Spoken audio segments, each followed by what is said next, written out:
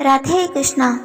ब्रह्म मुहूर्तर उठी आपण माने जदि एपरी शक्तिशाली पावरफुल दुईटी कथा जदि कही दियंती आपणकर इष्ट देवता को, ताहाले आपणकर जेते मध्य दुख कष्ट रोग रही सबु किछिरु मुक्त निश्चित भावरे प्राप्त पाई परिबो।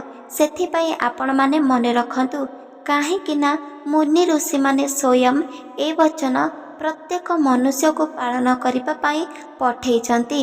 ता द्वारा कि जीवन रे जदि धनर अभाव बा अर्थर अभाव थाए सबु किछि दूरे जाई थाए, आउ जदि किछि रोगग्रस्त हेउची ता मध्य भल होई थाए। सेथिपई आपण मानकु मने रखिबाकु पड़िबो, ब्रह्म मुहूर्तर उठी जे कोनोसी मध्य कार्य करिबो ताहा आपणकु निश्चित भावरे सफल प्राप्त पाई परिबो। काहेकिना स्वयं मुनि ऋषि माने मध्य ताकर तपस्यारे लीन रुहंती, आउ ताके जहाँ भी किछि प्राप्त करुछंती से पुणी ब्रह्म मुहूर्तर उठी जदि जे कोनोसी कार्य करिथांती ताहा तांको सफलता पाइबारे केही भी रोकी पारंती नाही। सेथिपाई तो प्रत्येक व्यक्ति को बुझाउछंती मुनि ऋषि माने आ भगवान मध्य ब्रह्म मुहूर्तर उठी आपण माने एपरी करिबा उचित अटे। ता द्वारा घरे धन संपत्ति बढ़िबा सत्ते जीवन रे दुख कष्ट मध्य आसी न थाए, भगवानकर आशीर्वाद प्राप्त मध्य होइथाए।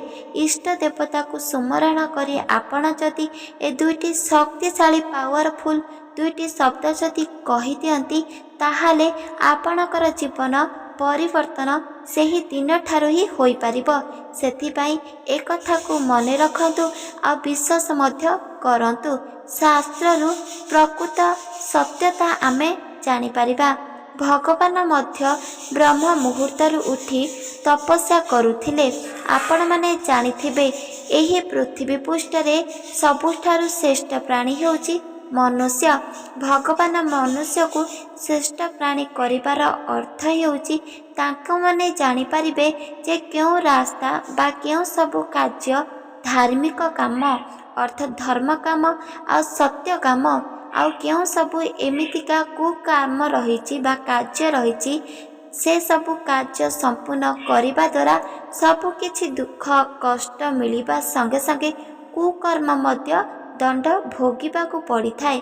एहार भल मंद सुख दुख जानिबा पाई केवल मनुष्य मानकु भगवान एही पृथ्वी पृष्ठरे जन्म ग्रहण करिछंती। सेथिपाई तो प्रत्येक व्यक्ति ए विषय कहउछंती कि मनुष्य हेउची सबुठारु श्रेष्ठ प्राणी। सेथिपाई मनुष्य मानकर भाग्य निज हाथ मुठारे थाए।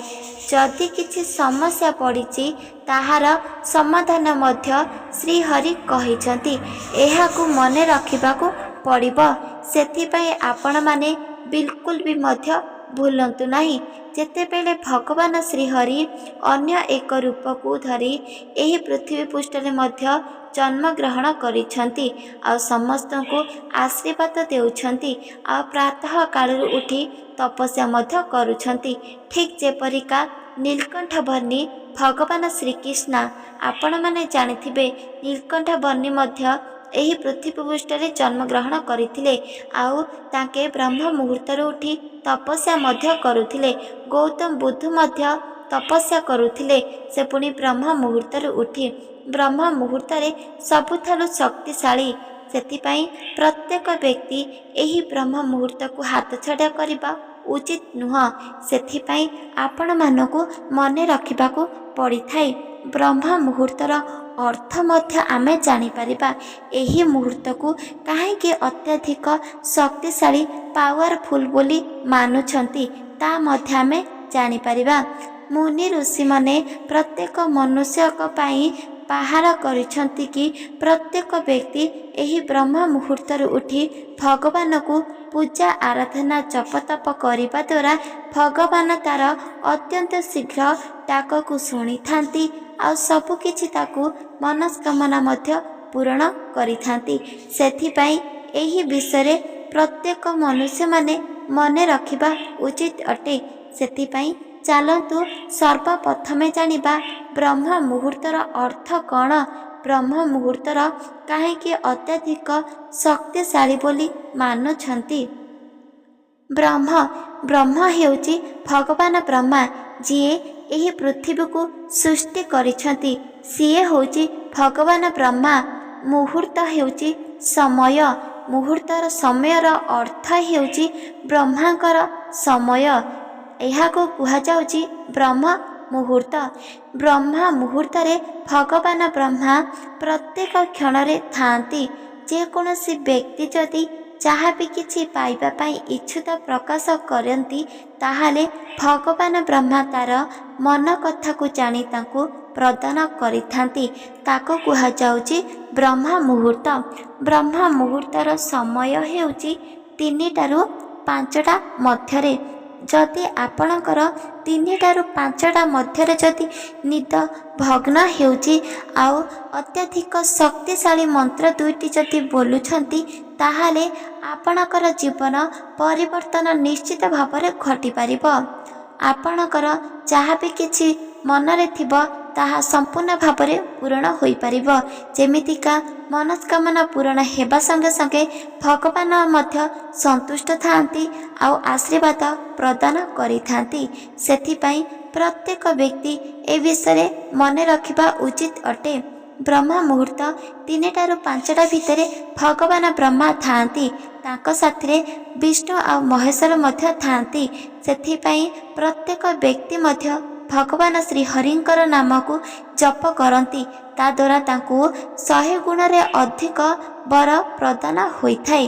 ଏକଥା ମଧ୍ୟ ମନେ ରଖିବା ଉଚିତ ଅଟେ। ପ୍ରାତଃ ସମୟରୁ ଉଠିବା ଦ୍ୱାରା କେଉଁ ସବୁ ସମସ୍ୟା ଦୂର ହୋଇଥାଏ ଆଉ କେଉଁ ସବୁ ପୁଣ୍ୟ ପ୍ରାପ୍ତ ହୋଇଥାଏ, ତା ମଧ୍ୟ ଆମେ ଶିଖିପାରିବା। ସେଥିପାଇଁ ଆପଣମାନଙ୍କୁ ମନେ ରଖିବାକୁ ପଡ଼ିବ। ବ୍ରହ୍ମ ମୁହୂର୍ତ୍ତରୁ ଉଠିବା ଦ୍ୱାରା ବହୁତ କିଛି ସମସ୍ୟାରୁ ମୁକ୍ତ ମିଳିଥାଏ। ଯେମିତିକା ଯଦି କିଛି ଦୁଃଖ କଷ୍ଟ ରୋଗରେ ପଡ଼ିଛି, ଯଦି ସେହି ବ୍ୟକ୍ତି ବ୍ରହ୍ମ ମୁହୂର୍ତ୍ତରୁ ପ୍ରତ୍ୟେକ ଦିନ ଉଠନ୍ତି, ଭଗବାନଙ୍କର ନାମକୁ ଜପ କରନ୍ତି, ତାହେଲେ ଧୀରେ ଧୀରେ ସେହି ଶରୀରରୁ ଯେକୌଣସି ବିମାର ଥାଉ ନା କାହିଁକି ଦୂରେଇ ଯାଇଥାଏ। ସେଥିପାଇଁ ତ ନିଶ୍ଚିତ ଭାବରେ ମନେ ରଖନ୍ତୁ, ଯେକୌଣସି ବ୍ୟକ୍ତିକୁ ରୋଗଗ୍ରସ୍ତ କରୁଛି ତାକୁ ବ୍ରହ୍ମ ମୁହୂର୍ତ୍ତରୁ ନିଶ୍ଚିତ ଭାବରେ ଉଠନ୍ତୁ, ଭଗବାନଙ୍କର ନାମକୁ ଜପ କରିବା ପାଇଁ ପରାମର୍ଶ ଦିଅନ୍ତୁ। ଏବେ ଦ୍ୱିତୀୟ କଥା ମନେ ରଖନ୍ତୁ, ଯଦି କୌଣସି ବ୍ୟକ୍ତିଙ୍କର ସର୍ବଦା ଚିନ୍ତାରେ ରହୁଛନ୍ତି, ସେହି ବ୍ୟକ୍ତି ଯଦି ବ୍ରହ୍ମ ମୁହୂର୍ତ୍ତରୁ ପ୍ରତ୍ୟେକ ଦିନ ଉଠନ୍ତି, ପୂଜା ପାଠ କରନ୍ତି, ଧୀରେ ଧୀରେ ତାର ସବୁକିଛି ଚିନ୍ତା ଗାୟବ ହୋଇଥାଏ। ସେଥିପାଇଁ ତ ମୁନି ଋଷିମାନେ ମନୁଷ୍ୟମାନଙ୍କୁ କହିଛନ୍ତି କି ବ୍ରହ୍ମ ମୁହୂର୍ତ୍ତରୁ ଉଠିବା ଦ୍ୱାରା ସବୁକିଛି ସମସ୍ୟାରୁ ମୁକ୍ତ ମଧ୍ୟ ମିଳିଥାଏ। ଆପଣ ଯଦି ସେହି ମୁହୂର୍ତ୍ତରେ ଉଠି ଭଗବାନ ମା ଲକ୍ଷ୍ମୀ ନାରାୟଣଙ୍କୁ ପୂଜା ଆରାଧନା କରନ୍ତି, ତାହେଲେ ଆପଣଙ୍କ ଘରେ କେବେ ବି ଧନର ଅଭାବ ଦେଖା ଦେଇନଥାଏ। ସେଥିପାଇଁ ଆପଣମାନଙ୍କୁ ପ୍ରତ୍ୟେକ ଦିନ ଏହି ବ୍ରହ୍ମ ମୁହୂର୍ତ୍ତରୁ ଉଠିବାର ଅଛି। ତାଦ୍ୱାରା ବହୁତ କିଛି ଶକ୍ତି ପ୍ରାପ୍ତ ହୋଇଥାଏ। ଭଗବାନ ଶ୍ରୀହରି କହିଛନ୍ତି, ଯେକୌଣସି ବ୍ୟକ୍ତି ଯଦି ସକ୍ସେସଫୁଲ୍ ହେବାକୁ ଚାହୁଁଛନ୍ତି, ତାହେଲେ ସେହି ବ୍ୟକ୍ତି ବ୍ରହ୍ମ ମୁହୂର୍ତ୍ତରୁ ଉଠିବା ଦ୍ୱାରା ସବୁକିଛି ତାକୁ ପ୍ରାପ୍ତ ହୋଇପାରିବ। ସେହି ବ୍ୟକ୍ତି ଯାହା ବି କିଛି ଜୀବନରେ ପାଇବା ପାଇଁ ଇଚ୍ଛୁତ କରୁଛି, ତାକୁ ସବୁକିଛି ପ୍ରାପ୍ତ ହୋଇପାରିବ ଯଦି ସିଏ ବ୍ରହ୍ମ ମୁହୂର୍ତ୍ତରୁ ଶଯ୍ୟାକୁ ତ୍ୟାଗ କରିଛି। ସେଥିପାଇଁ ଆପଣମାନେ ମନେ ରଖନ୍ତୁ, ବ୍ରହ୍ମ ମୁହୂର୍ତ୍ତରୁ ଉଠିବା ଦ୍ୱାରା ସବୁକିଛି ସମସ୍ୟାରୁ ସମାଧାନ ମିଳିବା ସଙ୍ଗେ ସଙ୍ଗେ ଭଗବାନଙ୍କର ଆଶୀର୍ବାଦ ମଧ୍ୟ ପ୍ରାପ୍ତ ହୋଇଥାଏ। ଏହି ସମୟରେ ନିଶ୍ଚିତ ଭାବରେ ଆପଣ ଶଯ୍ୟାକୁ ତ୍ୟାଗ କରନ୍ତୁ, ସ୍ନାନ କର୍ମ ଆଦି ସାରି ଦିଅନ୍ତୁ, ଭଗବାନଙ୍କୁ ପୂଜା ଆରାଧନା ବା ପାଠ କରନ୍ତୁ। ଭଗବାନଙ୍କର ନାମକୁ ଜପ କରିବା ବିଲକୁଲ ବି ଭୁଲନ୍ତୁ ନାହିଁ। ଏକଥାକୁ ଆପଣ ମନେ ରଖନ୍ତୁ।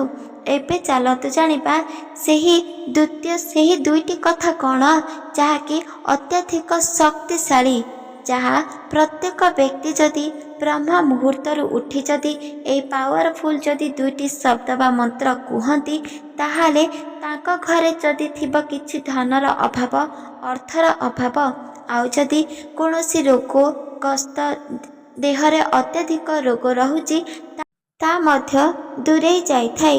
ସେଥିପାଇଁ ପ୍ରତ୍ୟେକ ବ୍ୟକ୍ତିମାନେ ଏହି ବିଷୟରେ ମନେ ରଖିବା ଉଚିତ ଅଟେ।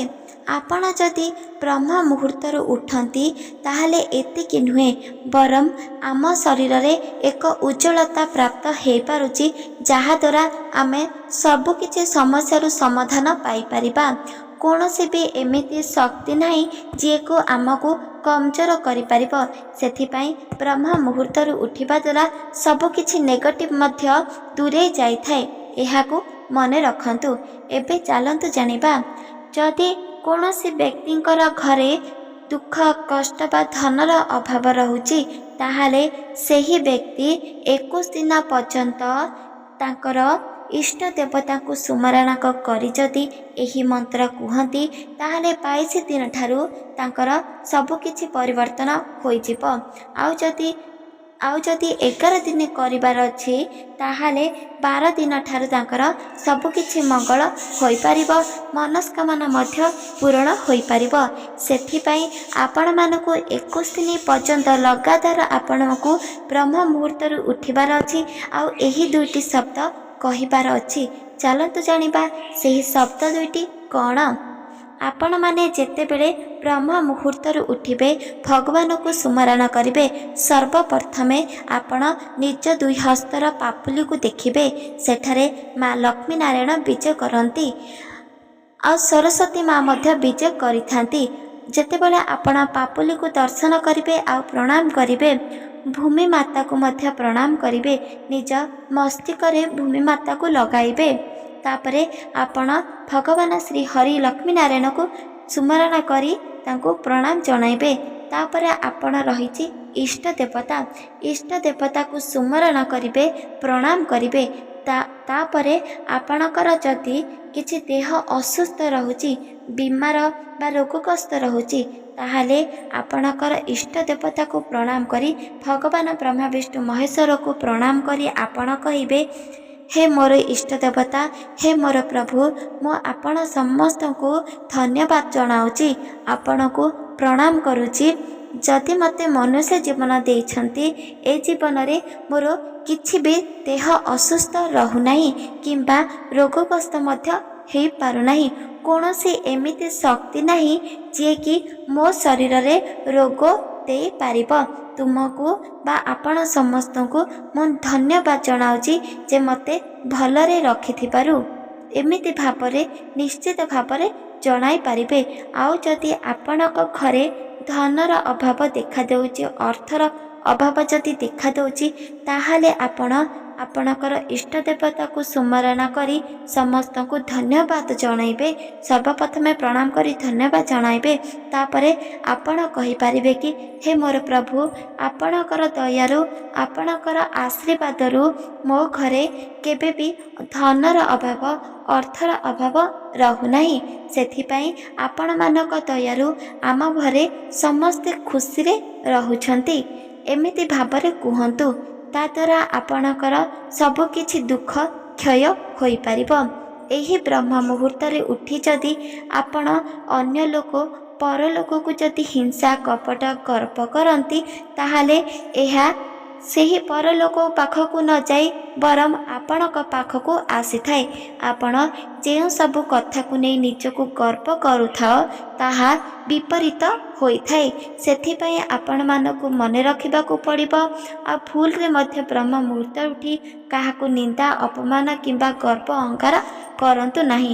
ଏହି ବ୍ରହ୍ମ ମୁହୂର୍ତ୍ତରୁ ଉଠି ଯାହା ବି କିଛି ଆପଣଙ୍କର କାର୍ଯ୍ୟ ରହିଛି, ତାହା ସମ୍ପୂର୍ଣ୍ଣ ଭାବରେ ପୂରଣ କରିବା ପାଇଁ ଆପଣଙ୍କର ଇଷ୍ଟ ଦେବତାକୁ ଭଗବାନ ବ୍ରହ୍ମା ବିଷ୍ଣୁ ମହେଶ୍ୱରକୁ ଜଣାନ୍ତୁ। ଦେଖିବେ ଆପଣଙ୍କର ସବୁକିଛି ମଙ୍ଗଳ ହୋଇପାରିବ। এই କଥାକୁ ମନେ ରଖନ୍ତୁ। ଏହି ବିଷୟରେ ଆପଣ ଅନ୍ୟକୁ ମଧ୍ୟ କୁହନ୍ତୁ। ମନେ ରଖନ୍ତୁ କି ଯଦି କିଛି ଆପଣ ଦୁର୍ଘଟଣା ପଡ଼ିଛି, ଯଦି କିଛି ବିପଦ ପଡ଼ିଛି, ତା ମଧ୍ୟ ଦୂରେଇ ଯିବ। ଯଦି ଆପଣ ଭଗବାନଙ୍କୁ ଯେତେବେଳେ प्रणाम करेंगे आउ धन्यवाद देवे सेतेबेले ही आपण जदि भगवान को एक कथा कहि परिबे कि आपणक दयारु आम घरे समस्ते सुखरे रहुछंती काहार मध्य देह असुस्थ रहुनाही समस्ते आनंदरे रहुछंती धन जन सबकिछि बढ़िबारे लागिछि केबे भी कौनसी दुख कष्ट आमको स्पर्श करि पारु नाही। एमिति जदि शब्द आपण बाहर करिथाओ ताहाले ठीक सेपरिका आपणक घरे घटिबाकु लागिबो। भगवान ब्रह्मा विष्णु महेश्वर आपणकर इष्ट देवतांक आशीर्वाद आपणक उपरे प्राप्त होई पारिबो आ बहुत किछि मंगल मध्य घटी पारिबो जहाद्वारा कि आपण जीवन सारा खुशी रे रही पारिबो। ए कथा को आपण मने रखंतु अन्य को मध्य कुहंतु। ब्रह्मा मुहूर्त उठिबा द्वारा बहुत किछि फायदा होई थाए नेगेटिव सब किछि दूरे जाई थाए।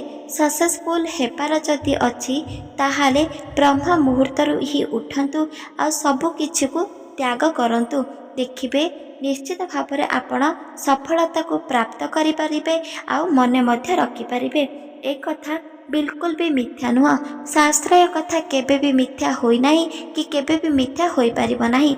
गरुड़ पुराण रे उल्लेख अछि शास्त्र को जेकोसी व्यक्ति जदि निंदा अपमान करती ताहाले तांको दंड भोगिबा पाई मिलुची। सेथिपाई मने रखंतु शास्त्र को निंदा अपमान करंतु नाही। ए कथा को मने रखंतु अन्य को मध्य कुहंतु। शास्त्र कथा को आपण गोटे थर मात्र परीक्षा करी देखंतु देखिबे सफलता आपणकर पाखे पाखे रही पारिबो। आपण ए सब कथा ब्रह्म मुहूर्त करंतु आ सफलता निश्चित भाव में पांतु। एही वीडियो जदि आपण मानको भल लागिछि चैनल को सब्सक्राइब कर दियंतु लाइक कर दियंतु कमेंट कर दियंतु। रहूची जय जगन्नाथ जय मां लक्ष्मी जय श्री कृष्ण राधे राधे श्री कृष्ण। शास्त्र को मिथ्या न कही परम सत्य कहंतु अन्य को मध्य कहंतु। राधे श्री